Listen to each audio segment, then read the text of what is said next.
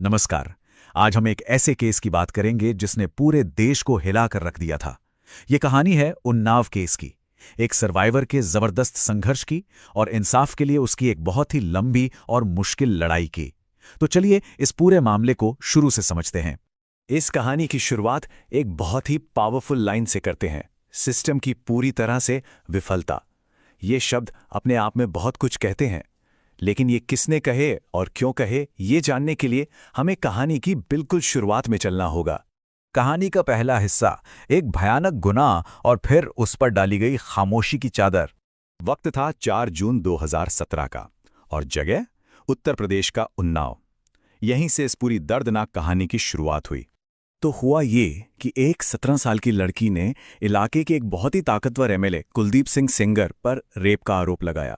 उसने और उसके परिवार ने एफआईआर लिखवाने की हर कोशिश की, लेकिन सोचिए, लगभग 1 साल तक पुलिस ने केस रजिस्टर करने से ही साफ मना कर दिया। यहीं पर सिस्टम का फेल होना शुरू हो गया था। जब सिस्टम ने ही मुंह मोड़ लिया तो इंसाफ पाने का संघर्ष और भी ज्यादा डेस्परेट और दुख भरा हो गया।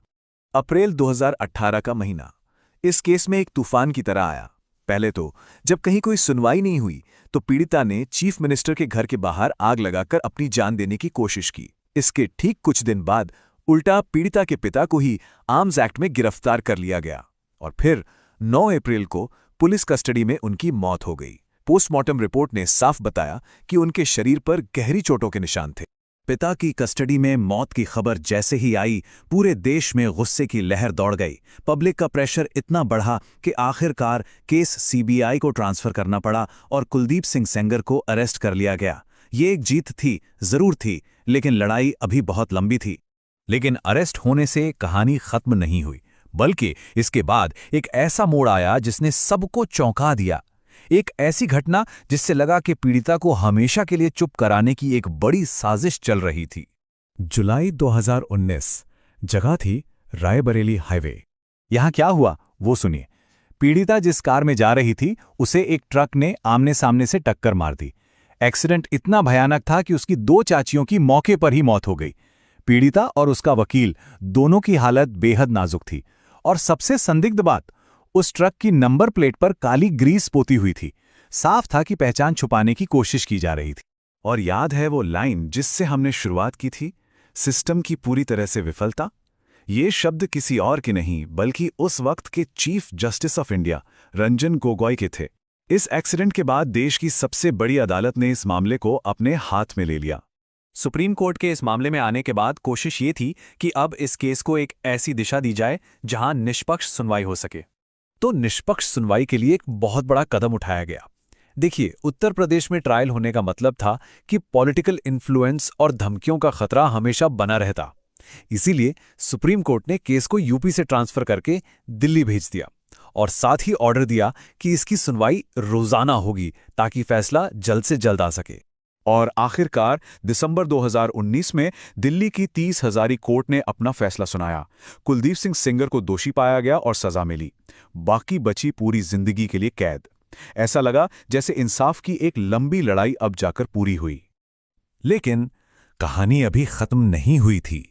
एक अजीब सा कानूनी पेच सामने आने वाला था जिसने इस पूरी सजा पर ही एक बड़ा सवाल खड़ा कर दिया। वक्त आगे बढ़ता है और हम पहुंचते हैं दिसंबर 2025 में।